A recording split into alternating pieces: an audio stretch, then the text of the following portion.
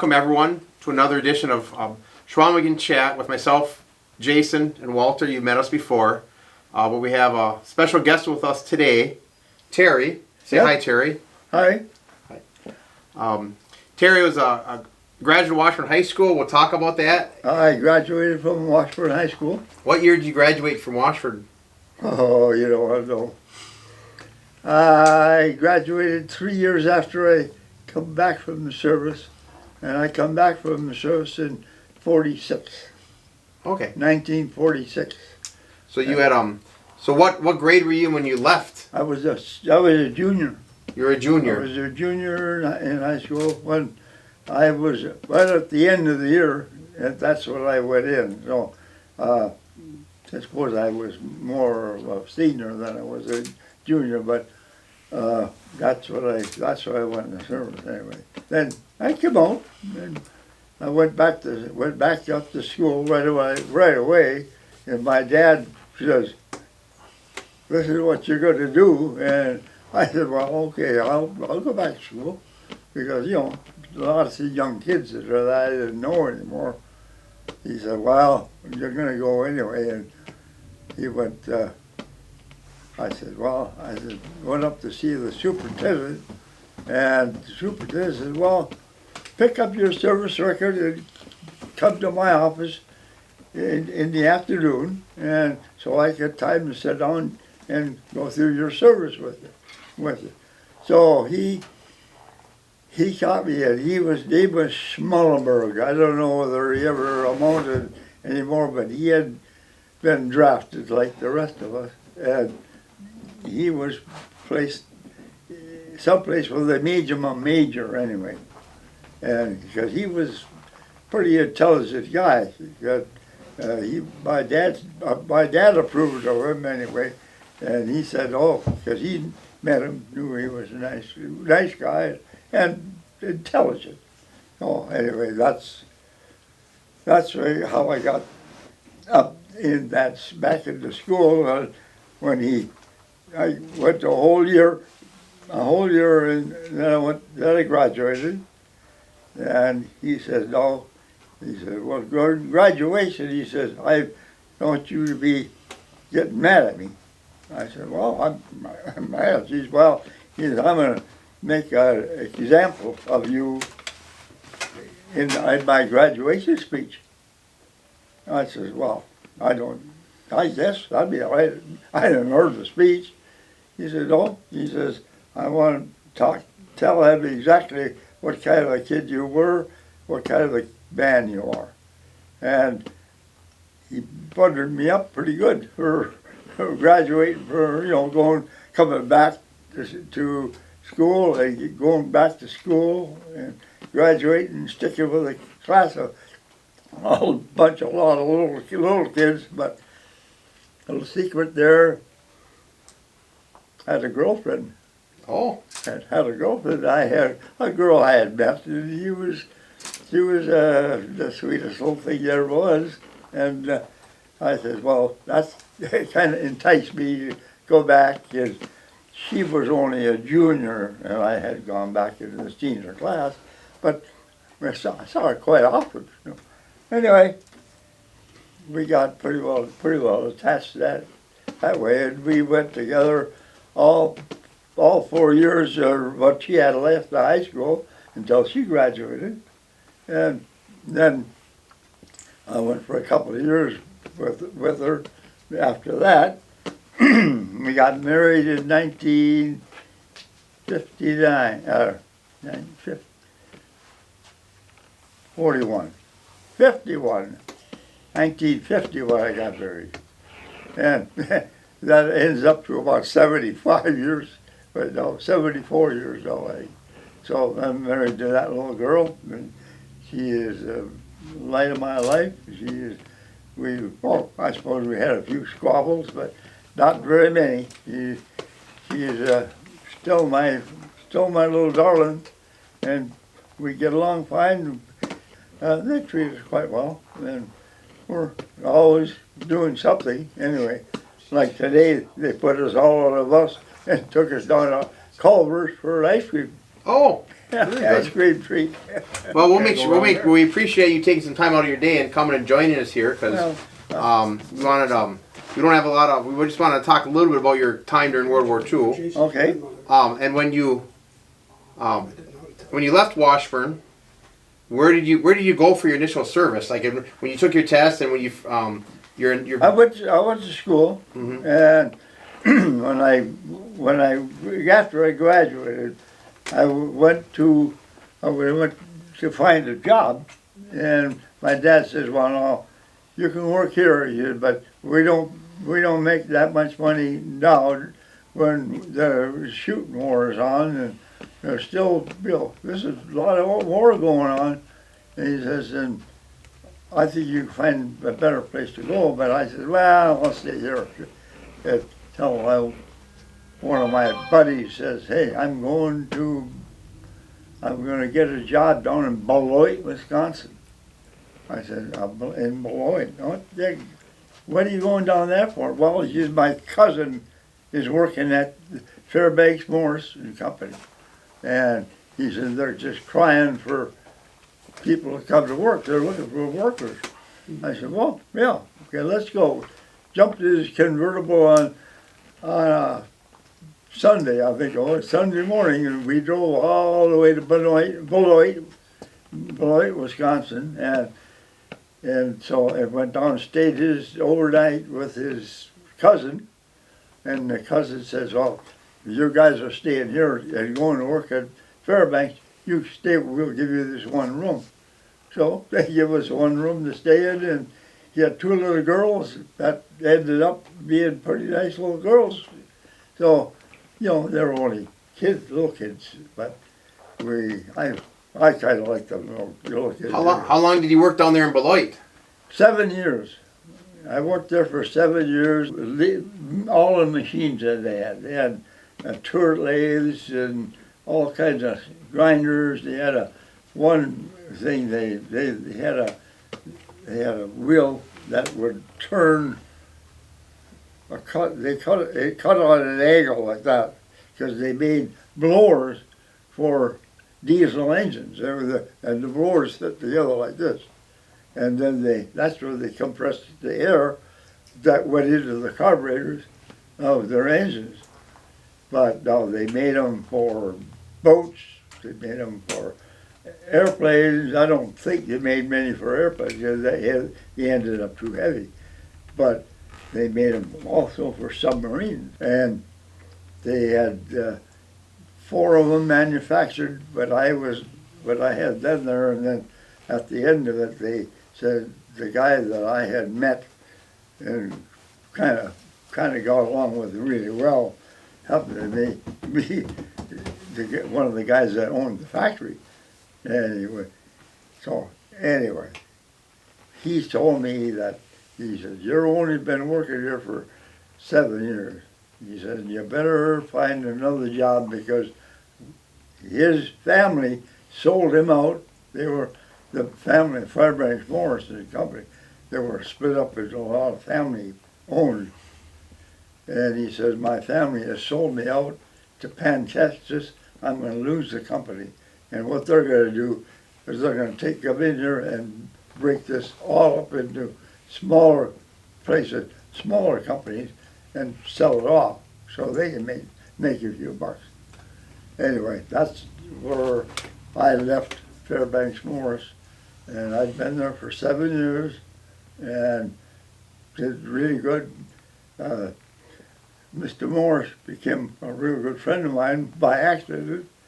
I was playing golf one day on the private golf course for Fairbanks Morris. Cost $10 a year for a family membership there, and everybody joined. But I played golf several times a week whenever I wasn't working. I worked nights at Fairbanks, so during the daytime I had lots of time.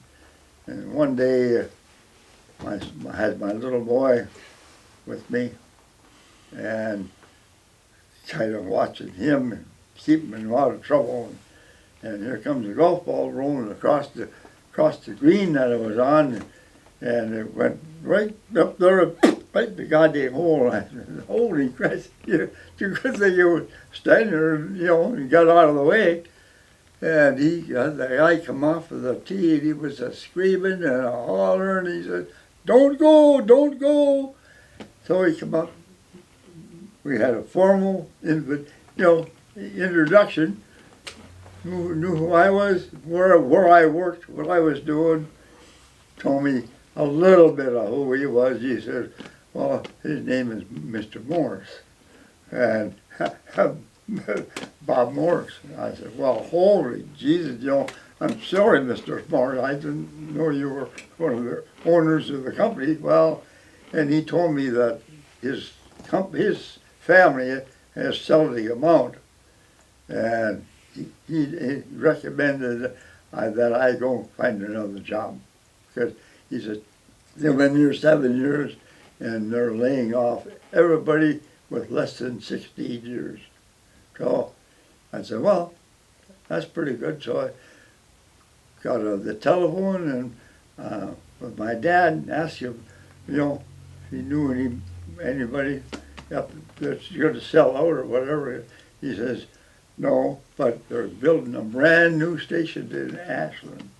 But they got that on their, the guys, they're going to rent that out to somebody.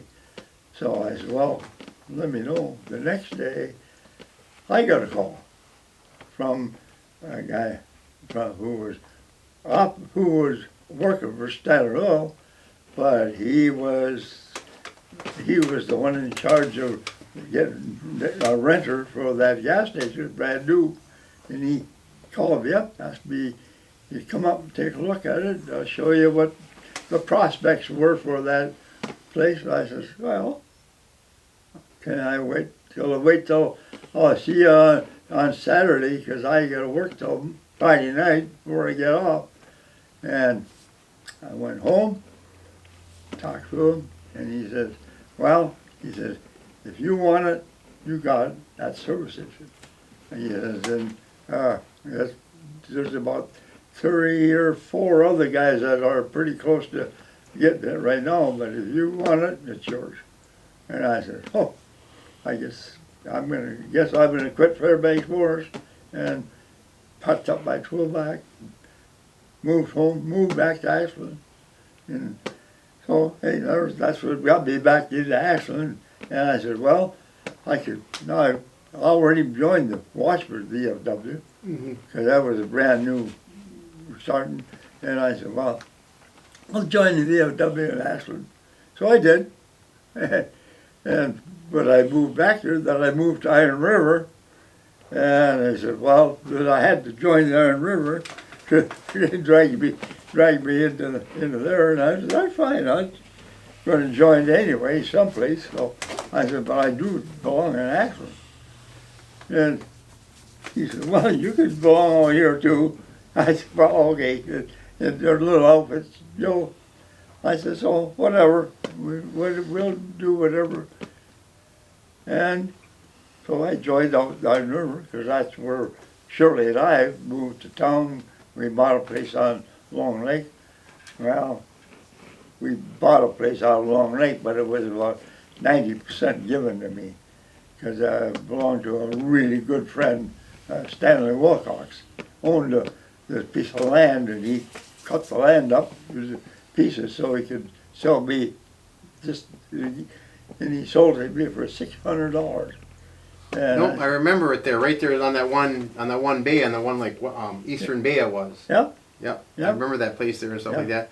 So going back, how many years were you in the Army? I got out in 46. So I went in there about 3.5 years when I got in there. That's all I was in. About 3.5 years. And you spend most of your time on these big planes, the B-29s? No. No. No. All my time in the Army was spent on the B-29.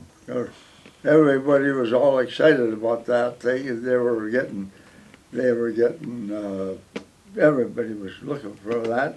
They took all the mechanics that worked worked on that airplane at that time were all motor pools from the Army truck mechanics, and they went through those B-29s and they took care of a good bit of them until I graduated from school. And when I graduated from school, they made me a corporal. So I said, well, we don't wonder where I'm going to go now. I went to Washington, and they put me on a damn boat, and overseas we went. We're headed for Guam, and that's where we pulled up. But while we were at Guam, and they also, of course, we unloaded that boat because everybody that was on that boat got sick. We were in the rolling seas, and it was an old troop ship, but it was old. It was an old one. It didn't ride that ocean like we wanted it to ride. We were just kids.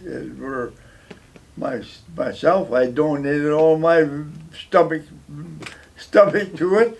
The airplane was so full of puke on the floor, it was sloshing against the wall, and as that boat would rock, that stuff would move over, and we were not even supposed to go to the island of Guam. We were supposed to go right straight to Okinawa.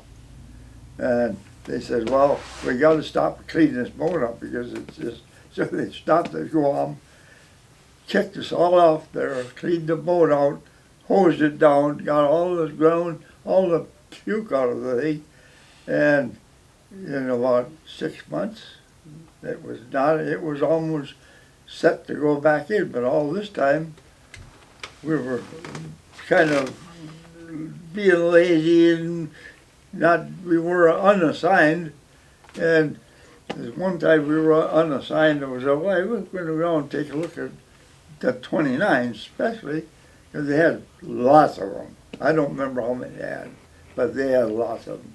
And we went down looking them over to see where they were. We thought maybe they flying all of them, they could be all shot up, and our jobs would probably be patching holes and replacing chunks that were shot off.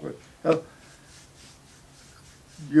went down there and looked, and we didn't find only but one piece that was busted off from any kind of a shell or any kind of an explosion. They just didn't hit that airplane because, for one reason, when they were flying over their airplane, they're flying over area that had guns, like Tokyo and all that stuff, they were not able to hit them because they were flying those things at 35,000 feet, and they didn't have equipment that would shoot 35,000 feet with any accuracy or with any probability of them doing anything.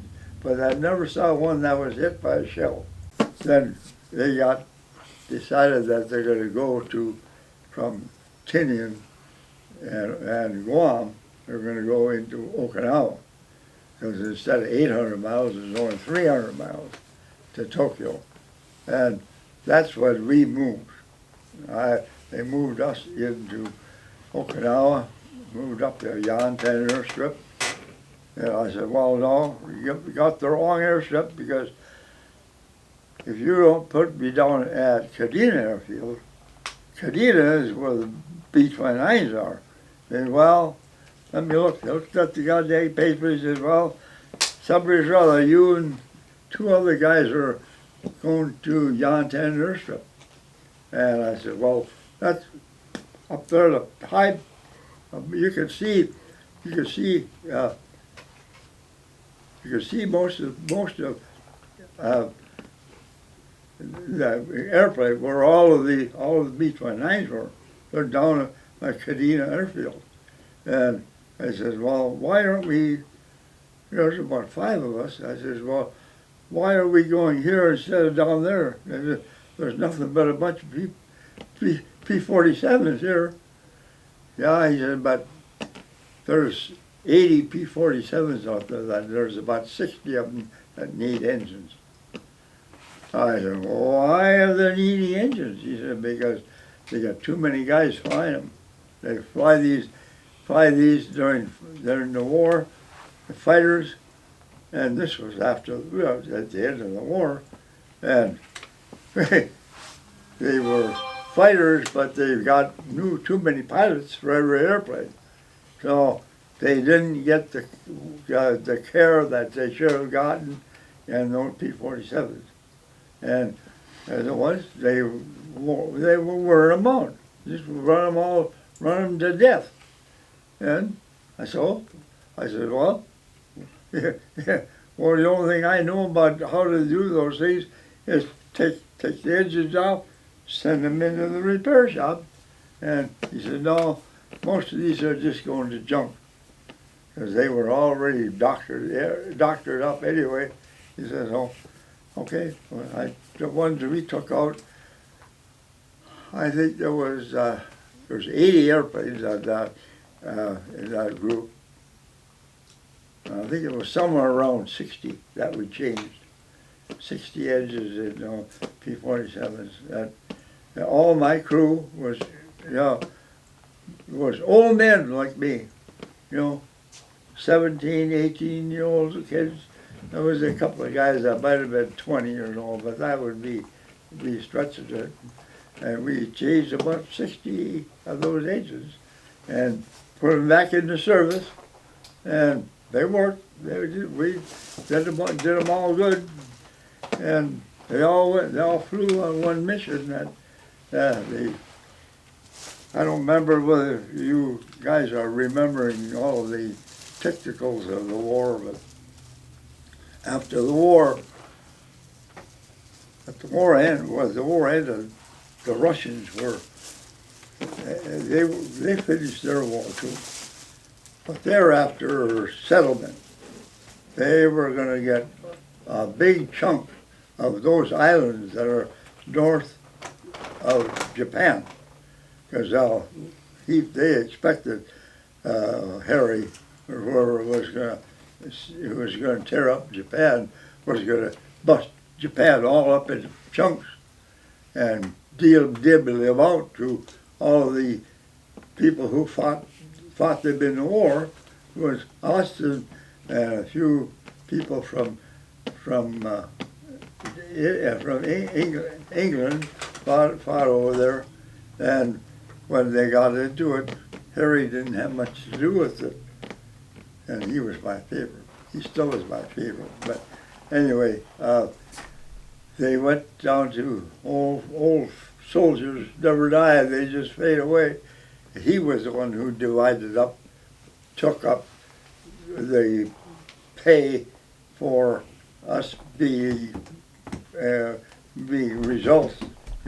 It was our country now. If Japan belonged to us, because we had fought them right down to the last lot, and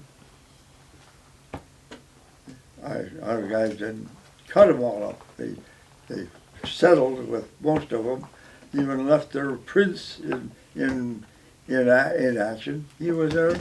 So these other guys were kicked out. Russia didn't get a nickel's worth out of that. He says, we went up there and fought your wars for you. You never showed up with one guy to come down and fight these Japanese. So you got your own. You stay out of our division. We'll do this. That's where our big things they started, and they were going to say, wow, they were arguing, and Harry says, you know what? He says, why don't we send them a little notice, see what happened? They said everything they had. He said, well, this is the day we're going to do it, and we want every airplane you got in the air. That was going from Guam and Tinian and all the other airfields they had around, plus that we had at Japan, they said, we're going to go and show the Russians how many airplanes we got. He said, you want all these airplanes to go over Russia, and we still got a few of the bombs left that we deposited in Japan. I don't think they did. I don't think they did it, but that's what they told him. If you want us to send about 400 or 500 B-29s up over there to deliver a few bombs to you, we can do that. You stay the hell out of our business over here with Japan. It's none of your business. You never offered one thing, and it worked. It worked. They said this one night, our airplane, every airplane we had working on that airstrip, it was gone. Every airplane that we had finished fixing, and which wasn't a lot. It was about 30 of them, and they all put them all in the air to go along with all these fighters, these other bombers, and all the other fighters from someplace else, wherever they were coming from. They all went into Russia and made a big circle from what we said, what they told us. Made a big circle, and come back, went back to Japan. Do you remember when you guys were told about the bomb being dropped, the atomic bomb? Do you remember anything? They didn't never tell us a damn thing about that. We all found out that when we were first out of the island, and our boat was full of puke all over, they didn't, what are you going to do with these guys? You can't leave them on there, and they can't live in the mess that's there. That was our life, what we left there, and they hosed down those ships down. There were two ships that were hauled over there. They cleaned them all, hosed them down, cleaned them all down, and then we were able to get them and ride those ships all the way to Okinawa because they were cleaned up some. Now, they were all right. They landed, but we got back over there. They moved us from Tinian to Okinawa because it was only 300 miles instead of 800 miles, and they could run up there, drop their bombs, and come back. And when they were riding the B-29s up there, we had to be real careful because the new pilots come over there. They didn't train them properly because they were on Tinian. They had hard surface runways.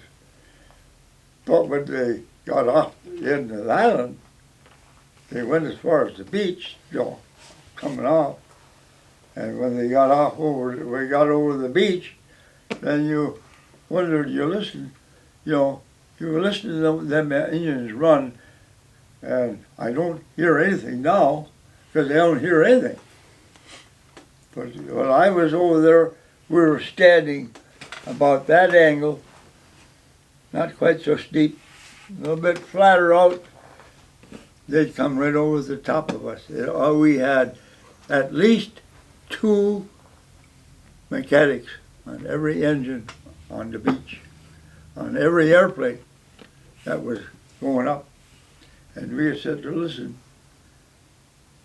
I was my crew chief. I run my crew, and I had the radio, and they'd run that thing over the top of me, and you sit and listen to me. What the hell's wrong? And this one engine was going just a screaming. I says, hey, where the hell do you think you're going, bud? He said, you think you're going to Hawaii to swim? I says, you better shut that engine down or slow it up way down because you're going to lose that engine and you won't get back to where you want to go. You'll get over Tokyo and you'll come back and deposit that engine in the goddamn China Sea. He says, you're going to it can stand some, but it's not going to stand 800 miles over there and 800 miles back, and your guys are going to dump the bombs in the ocean. I says, and if you ever saw one that dumped in the ocean with a load of, with 6 tons of bombs in it, it just tear everything apart. He said, it'll kill all the fish, it'll kill all the animals, and guaranteed to kill all the men in that boat, in that airplane. It's all, and then what I didn't like, I said, every time we lose one of these, you send back the name of the pilot. You can always back there, John Joseph and crew, John Henry and crew, Terry Welty and crew. You didn't say who the hell, there's other 10 guys. And don't have to get mad. We made them stop that process. They says, when that goes down to the ocean, you send everybody's name back to us. So we know where there weren't any guys extra. Weren't any, there was some extra guys go along sometimes. And we got some of our men made us could scream our head off. And they did. They stopped that truck right off the bat. When that airplane went down, they'll tell them it went down. But it also named all the people that were on that. The 11 guys in that airplane. And, most of them, at that time, most of them were just little kids. Like me, I was one of, at 18, I figured I was still 18 over there. And I think that I was still 18, and 18 is old enough to die, but, you get send messages home to your mother for an 18-year-old kid that was killed because goddamn bombs were off. Did you ever get to fly in one, go up in one? Huh? Did you ever go up in one? Were these? Yes. About 5 times. 5 times. 5 times I went. I never only flew one bomb mission, but it was a kind of a milk run to the southern part of the island of Japan, and it was already in the island when I went up there. So I never got to see any of that, because I know when they dropped Little Boy, it was in the front compartment, and they dropped her, but they had taken all 1 row of bombs out of the second because they didn't want all the extra little smaller bombs, 100-pounders, and they didn't want all those bombs going off if that big went off. It would, we could make some excitement, but they didn't want to take any more excitement than they had to. What were some of your jobs, like when you did go up? Did you have any specific jobs up in the air on a flight? Yeah, sitting in my console, had a console about that wide. It was full of switches for everything on the airplane. Find landing gears and all, everything, engines, feathering engines, everything. That was all on the, but it all come on panel that was that high, right in front of me. And I could read all the instruments. The pilot only had 6 or 7 instruments that he had right in front of him, and they had to be there, But the engines are running. I had every engine in there was on a whole. They had, I think there was 4 or 6 instruments for every engine on my panel, and then it was because you could keep track of everything on there, and you would keep him, the pilot, watch this engine, keep watching this engine, and he could flip over to the other engine and watch that particular one. So you could keep it in in your view as much as you can, and we'll watch it here, and you watch it over there to see, it's more what is going to hurt you than is going to, not hurt you. So they kind of let us wander around, and didn't give us many orders because we were unassigned. We were just come off that stinking ship, so, and we were trying to get back on the ship to get to where we were supposed to go, and so we wandered around down in the canyon, and till we got down out of place a little bit, and they said, well, what are you going to do? What are those guys doing down there? Quite a ways down, but why do you think they're down there with a goddamn backhoe off the side of the runway? He said, well, this boy looks like they're digging a damn hole, but what the hell would they be doing that, digging that hole for? I don't know. So we started as well, just going to find out. We asked the guys, they're all pretty good, we going to ask them what they're doing. So we took about 20 steps, maybe 10, and he said, there's about four MP jumps up. Where the hell do you think you're going? Well, no place. We were just out bumming around looking to see what's going on here. He says, we're just going down to see what that tractor's doing down there with that backhoe. He said, well, that's none of your goddamn business. You get the hell out of here. And I said, well, we're supposed to be here. We're not visitors. We're just guys looking for a job, and we're going to get one when we get over to Okinawa. He said, well, you ain't getting one here, so you get, they made it sound, or they were not screwing around. You either pay attention or don't have any results. And so I never did find out whether they were digging that hole for, until about a week later, after the thing was all over, and they had gone down there and dropped that way. We were over there looking, what's going on now. He said, well, maybe you know what they're digging that hole for. I said, what the hell was they digging a hole for? Well, the damn little boy was so big, they couldn't get it in the goddamn, they couldn't get the B-29 over the top of that bomb. So what did they do? Dug a hole, put it on a trailer, put it down in the hole, put the B-29 over the top of it. Went down in there, and every one of those got all their own equipment in there for doing their job, pulling bombs up there, because you didn't stand there and two guys pick up a 100-pound bomb and hook it on a hook.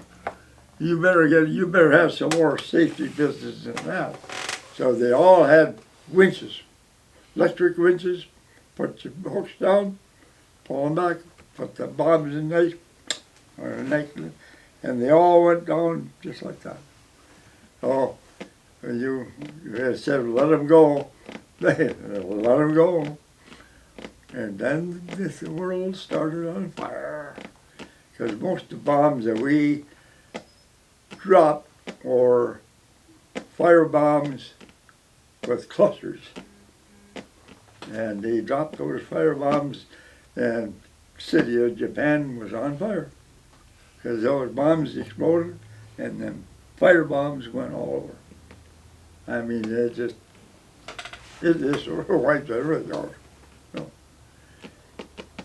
not my favorite thing to do, to go up and say, when they dropped that little boy, there were 60,000 human beings they estimated they lost their lives, and a whole bunch more people when they destroyed 2 complete cities. I mean, there was nothing left of them. It was, they never had the foundations, I suppose, but you couldn't find any. Damn few. I could find a couple places that looked like they had been gas station, had been a bakery one time, other than that, the city of Naha, you couldn't get 2 dogs and a cat to live there. There was nothing left. It was just absolute rubble all over the world. My little niece from South Carolina married a guy who was going to military school, and he was going to be an officer, and he went to officer training school. I don't know. And Bill is a pretty nice guy, but very strict, and a big guy like this. He's a big guy like him, and he had a mean streak in him, and made a wonderful officer in a prisoner of war camp, because he walked around that prisoner of war camp. Because when I left Okinawa in 1946, and there was very little of Naha or any other cities that had been cities or left to them that they would put together.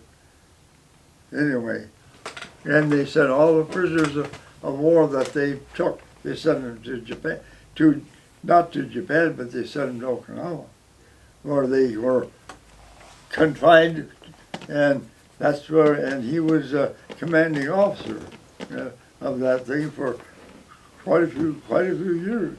And of course, my little niece had to go live over there. He says, "Well, how did you survive over there?" I said, "Very, very carefully." And you women, little girls, they want to do a lot of things for you, and they were all there available. But no, just don't touch them. Don't touch them. It's just good thing to stay away from them. No. At least I never did. I never marked with them. I had visions of coming home and marrying a little girl. Well, what you did. Walter, do you have any questions? Well, so I was going to ask now, when you were in the airplane, you said you were at your station. Yeah. So is that I think it's the flight engineer station? I was in a B-29 at Duluth a couple years ago, so I think it'd be right probably about here, just behind the... underneath that light, Okay. that headlight there, is right there. It's on this side of the ship. It's on this side of the ship, and it's probably that wide, and probably that high. Yeah. Instruments. Yeah. Dials, gauges, and things like that. But it was the most valuable part of all the. Yeah. And when we got into electrical part of it, was a very much of a nightmare, because the main things the main controls from there to there, is your bed in, or the panel is for the middle section, or the front part of the bomb bay. Yep. Okay, up there on the top is the first part of the wing. It goes inside the airplane. On top of there's a box up there like that big. Most of the important things that operated that airplane went through that box.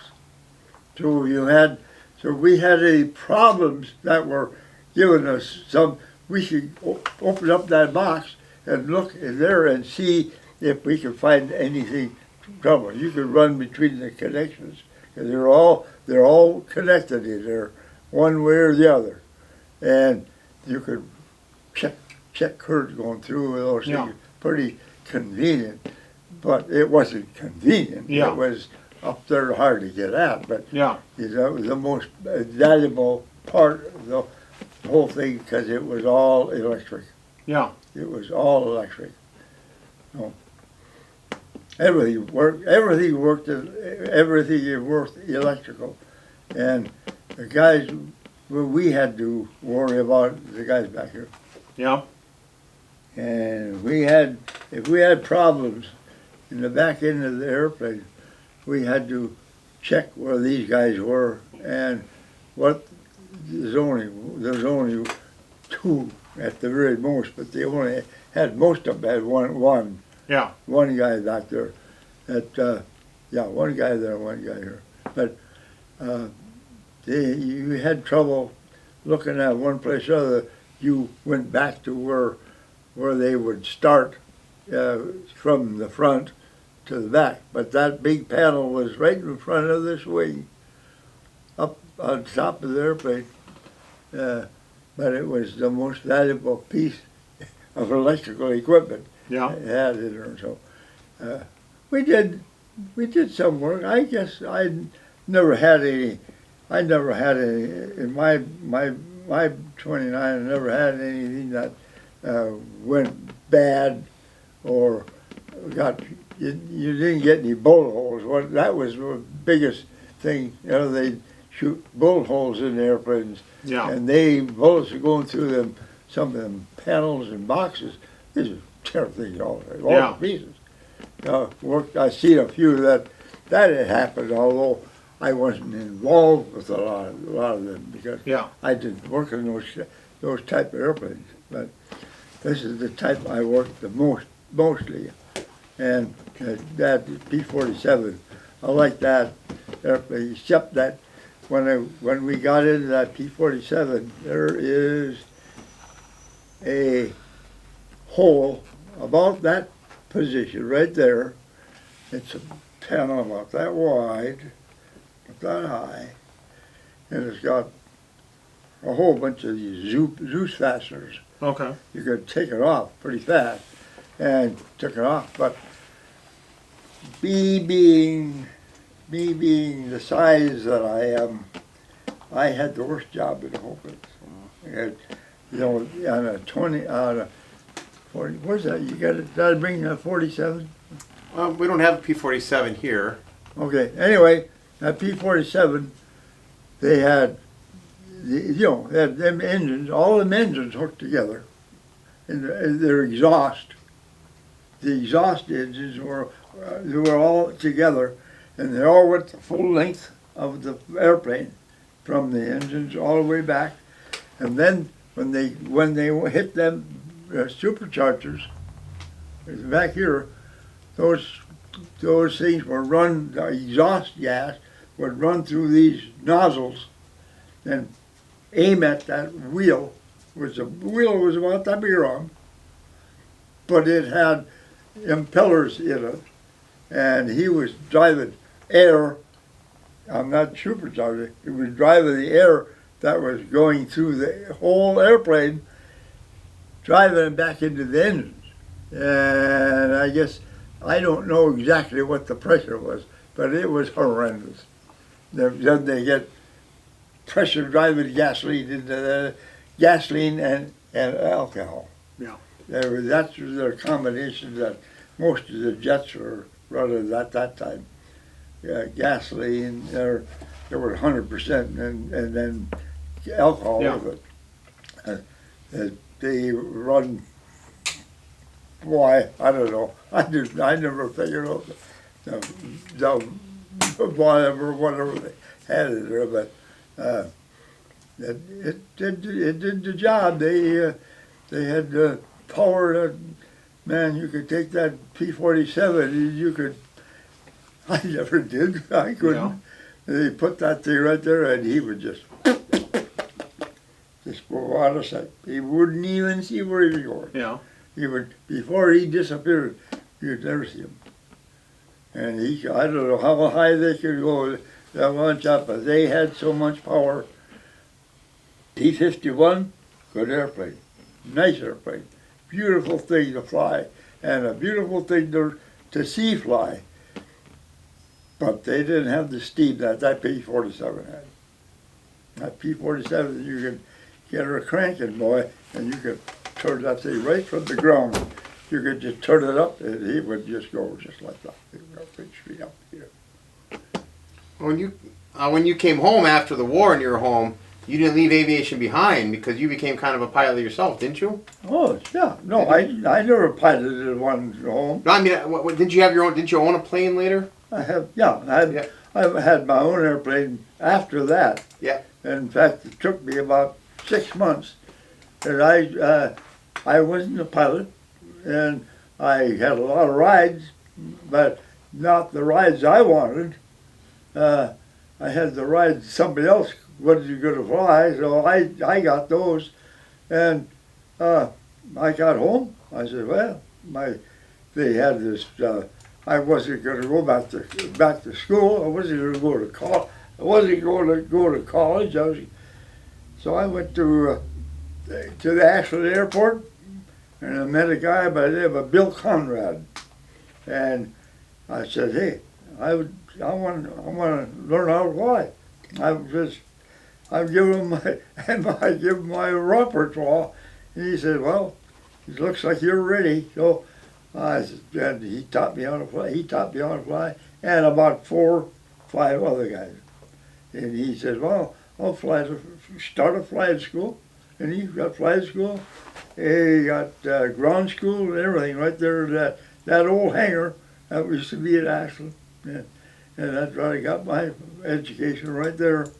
And another fellow who was a friend of mine, his name was Oscar Hagstrom. If you're a Washburn boys, you might remember old Oscar Hagstrom. He had a Piper Cub, and I flew that. And he'd say, well, I'm going fishing tomorrow, Terry. You got any time off? I said, Daddy, I'm going to go fishing. And Dad said, well, go ahead, you worked it up. So I went fishing with him, and he'd be out there, fly all over that lake, and man, had skis on. You could let her down any place you wanted to go with a little caution. You didn't want to be where you weren't supposed to be, but I learned to fly in an old Cub, and then when I went to Ashland with this guy, he says, you know, you guys lied to me. Me and my brother both could fly, and he said, you guys lied to me about how much education you had. He said, you know, there's a whole bunch of this stuff I don't have to teach you. I said, well. Oh, well, okay, oh, so I said, whatever. Yeah, he said, no, if you know what I'm trying to do with you, tell me, because if you've already been through this, he said, I can see that you've been a way, way long time in the airplane, more than I've been. So anyway, so I hated that goddamn Cub anyway, but it was a good trip. I liked the old Oscar Hagstrom, and good friend, always was a good friend, and went fishing a lot, and did a lot of flying. It was fun. But then I just got my license. Well, good. Well, I'm glad that you're able to spend some time with us today. I think we've used up about our time. Oh, so about time for supper time. Yeah, about 5 minutes to 5 is good, generally. Yeah. So, no, we appreciate you bringing down your model. Yeah. And stuff like that. So. Well, I might donate it if somebody if you'd like. Got a nice place to put it. So. Well, it looks good next. It looks good next to in your room. So. Yeah, it does. Somebody says, "Well, what kind of airplane did you fly?" I said, "I didn't fly that airplane." I said, "I rode that airplane a lot, but I was mostly riding somebody else's seat." So, anyway, that was all right. I don't remember that one. Oh no, this is the one we had here. This is just ours, a little bit smaller than yours. Yep. I said, I don't remember having a little one like that. Oh, so. When my son brought me home this one in the box, I said, well, why didn't you bring me, as long as you got one like that, why don't you bring me a big one? I want a big one. I said, no, that's a nice size. Have you been in any since the war? Since you got out? Yes. I was in, when I came into Duluth one day, this, I don't remember when, but I was still in the garage business, and went up there. They had this 29. I said, "Jay, so I'd like to walk through with one." And I went there, and I, always clean. They had the bay, the bomb bays open. And I just walked up, just naturally walked up, put my head on the first bay, and the guy said, "Where the hell do you think you're going?" I said, "Well, I just wanted to look, see if you had the ladder down. I could go up and take a look at my old seats." And I got to talk to him. He says, "Oh, God," he said, "we didn't know there was any B-29 people." I said, "Well, I'd sure like to walk through it." He says, "You could walk through it, you could crawl through it, but you got to do it halfway, crawl through it. Because from there to there, it's crawl. You got to crawl through that pipe. But it's all padded. The pipe's all padded and everything. It's completely pressurized, the whole thing. So you could go anywhere and you wouldn't have to have no mask on. It's quite the machine. I think we're good. So, okay, well, thank you for coming in, Terry. Well, you are certainly welcome. Yep. Yes, thank you very much. Hey, nice to meet you guys, Nice to both meet you. of you.